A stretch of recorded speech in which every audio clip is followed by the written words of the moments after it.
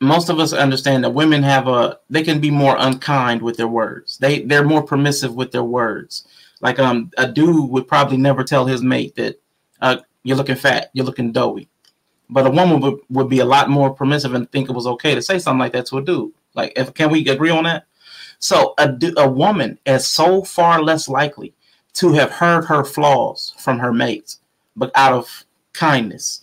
So she can go through a relationship to relationship, not ever hearing that there was any problem with her until there was an argument.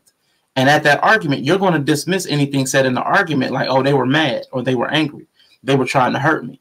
So if you go through all of your relationships, never hearing, because dudes are not trying to mess up sex. We're not trying to mess that up. So we're not telling you the truth about how we feel. You're never going to think you're the problem. All your life, you go to 30, 40. You're never hearing all your problems until you split. And that time, then you get everything aired out. But you're going to dismiss that. So women are at a disadvantage because they're not communicated to honestly. And we got to be honest with that. They also set that up because then it's either like anger or tears. You know what I'm saying? So we don't feel comfortable communicating honestly. Right. Like, so, I'm probably going to cry. You know what I'm saying? But you should tell me anyway. Yeah. From experience, man, I mean, if men do be open and explain themselves to their partner, we suffer. We do not benefit at all. That can actually ruin the relationship, to be honest. So men do go around. Listen, man, men do go around with these issues and stuff holding on because if we openly express ourselves, the issue that we find is probably going to make the issue even worse. No, I think the problem is a lot of men hold it in so long that you can't really even effectively point to the root of the matter like, what the fuck is that? Sorry. You can't even point to the root of the matter enough to like have a constructive conversation. You know what I mean? And then, like you said, like we're going to get emotional.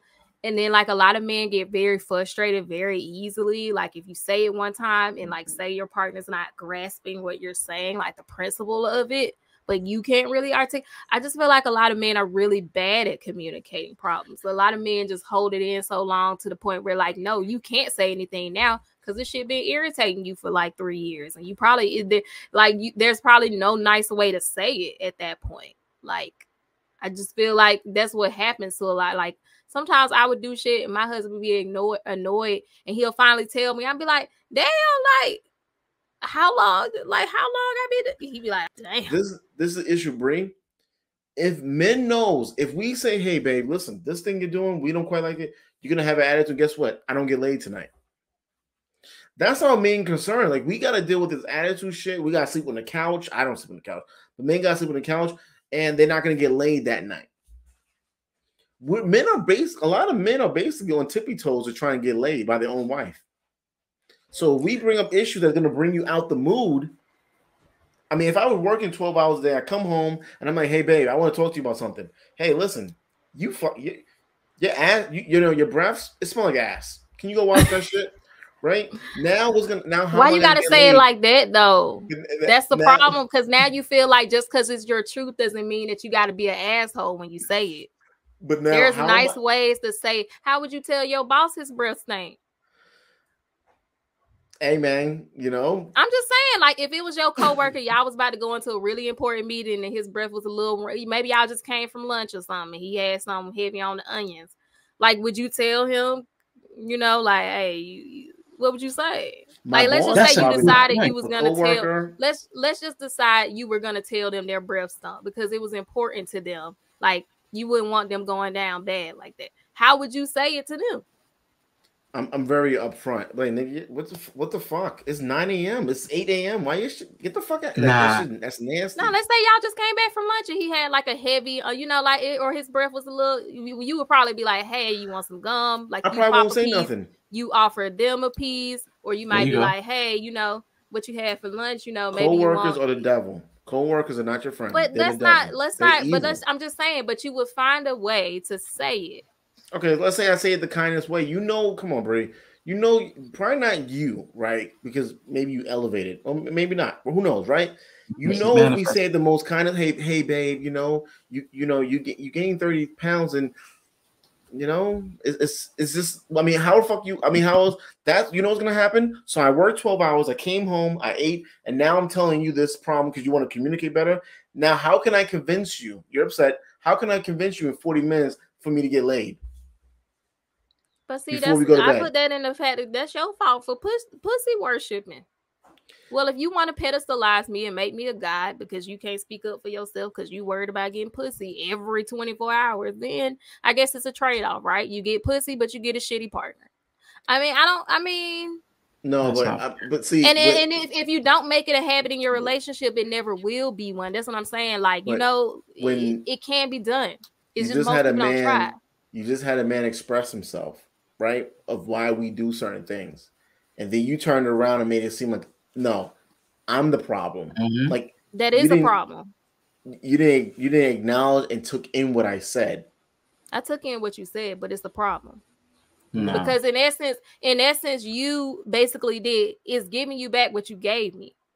You're saying you're not even going to try to speak up for yourself. This is why men cheat. Because you're not even going to try to speak up for yourself because I may not.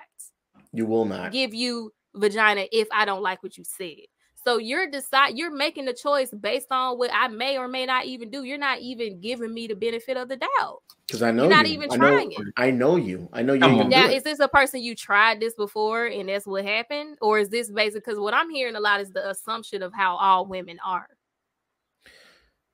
Isn't that a problem though? We can basically say that that applies to a lot of women. But most men just do it because they feel like that's how women are.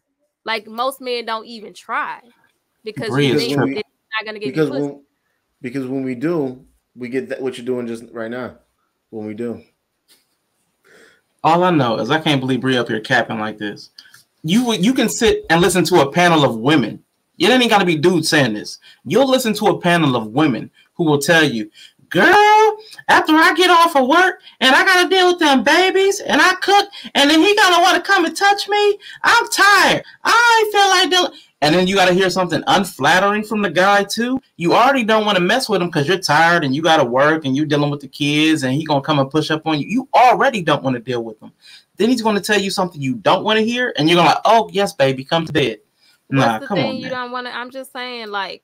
And usually it lingers on for a few days. But that's what I'm saying. So when are you supposed to ever tell your partner anything that you're not pleased with? That's my question. When are you ever gonna tell your partner if they're doing something you're not pleased? Well, maybe you're just weighing your options and you're deciding not. That was my whole point. You're basically leaving the other person out of the equation completely. You're deciding that you don't want to take the risk. Okay, you don't want to take the risk. That comes with a certain outcome. If you're deciding never to take the chance because you don't want to take the risk. But why can't y'all work on yourself though? You know that, hey, listen, as a functional adult, there are things that you're doing that I need to express to you. But if I express it to you, I suffer as if I did what you did. You the one that did something wrong. But if I express it to you, no matter how I say it, I'm in trouble in a sense.